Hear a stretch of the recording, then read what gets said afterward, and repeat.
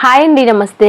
ఈరోజు మన కిచెన్లో 90s కిడ్స్కి స్వీట్ మెమరీ అయిన ఈ పప్పు చెక్క రెసిపీని చాలా సింపుల్గా ఎలా ప్రిపేర్ చేసుకోవాలో ఈ వీడియోలో మీకు చూపిస్తాను. 90s కిడ్స్కి ఈ స్వీట్ అనేది ఒక ఎమోషన్ అని చెప్పుకోవాలి. అప్పట్లో పాత సామాన్లకి ఈ స్వీట్ని ఇచ్చేవాళ్ళండి. చాలా రుచిగా ఉంటుంది, ప్రిపేర్ చేయడం కూడా చాలా సింపుల్ అని చెప్పుకోవాలి. ఇక్కడ నేను ఈ స్వీట్ని ప్రిపేర్ చేయడం కోసం పంచదారని తీసుకున్నాను. అప్పట్లో పంచదార వేసే ప్రిపేర్ చేసేవాళ్ళు కాబట్టి పంచదారని వాడుతున్నాను. కావాలి అంటే బెల్లంతోనైనా చేసుకోవచ్చు. ముందుగా స్టవ్ మీద పాత్రను పెట్టి ఒక చిన్న కప్పు వరకు పుట్నాల పప్పుని తీసుకుంటున్నాను. అంటే వేయించిన శనగపప్పు ఉంటుంది కదా, ఆ పప్పుని తీసుకున్నాను. మళ్ళీ ఒకసారి జస్ట్ ఒక 2 నిమిషాల పాటు లో టు మీడియం ఫ్లేమ్లో పెట్టి రోస్ట్ చేయాలి. ఇలా చేయడం వల్ల క్రిస్పీగా ఉంటుంది.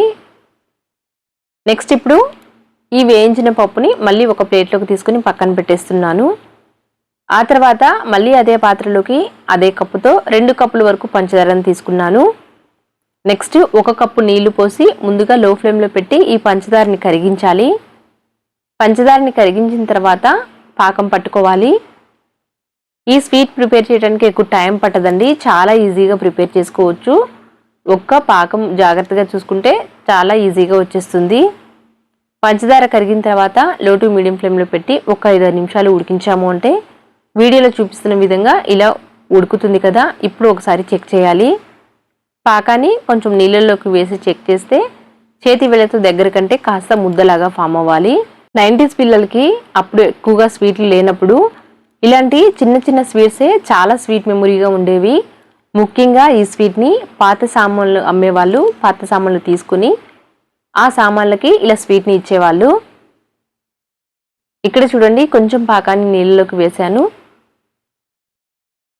ఇలా జస్ట్ వేళ్ళతో అంటే దగ్గరగా అవ్వాలి. ఇప్పుడు లో ఫ్లేమ్లోకి టర్న్ చేసేసి మనం ముందుగా వేయించి పెట్టిన పప్పు కూడా వేసేయాలి. అంతకంటే ముందు ఇక్కడ నేను మంచి ఫ్లేవర్ కోసం ఇలాచి పొడి వేసి స్టవ్ ఆఫ్ చేశాను. స్టవ్ ఆఫ్ చేసిన తర్వాత ఇలా వేడిగా ఉన్నప్పుడే ఈ పప్పు వేసేసి వెంటనే ఒక ప్లేట్లోకి వేసేయాలి. పప్పు వేసిన తర్వాత స్టవ్ మీద అలానే కలుపుకుంటూ ఉంచాము అంటే మెత్తబడిపోతుంది. కాబట్టి ఇలాచి పొడి వేసి స్టవ్ ఆఫ్ చేసేసి ఇలా శనగపప్పు వేసిన తర్వాత నెక్స్ట్ నెయ్యి రాసి ఉంచిన ప్లేట్లోకి వేసాను. ఇలా వేసేసి పాకంలోకి పప్పుని అంతటిని కూడా ఇలా ఈవెన్గా సర్దేసేయాలి. అలానే వదిలేసాము అంటే పాకం ఒకవైపుకి వచ్చేస్తుంది, పప్పు వేరొక దగ్గర ఉంటుంది. కాబట్టి ఇలా ఈవెన్గా సర్దేసి కొద్దిసేపు పక్కన పెట్టి చల్లారనివ్వాలి. ఒక హాఫ్ అన్ అవర్ పాటు ఫ్యాన్ కింద పెట్టాము అంటే ఈజీగానే సెట్ అయిపోతుంది. ఇక్కడ నేను హాఫ్ అన్ అవర్ తర్వాత మళ్ళీ చూపిస్తున్నాను.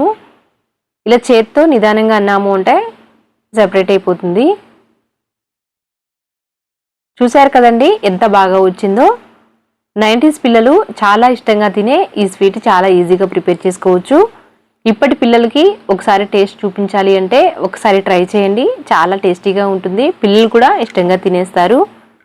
ఇక్కడ నేను పంచదారతో చేశాను కదండి, కావాలి అంటే బెల్లంతోనైనా ప్రిపేర్ చేసుకోవచ్చు.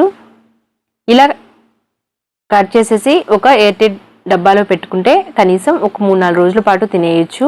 అంతే అండి. Thank you for watching.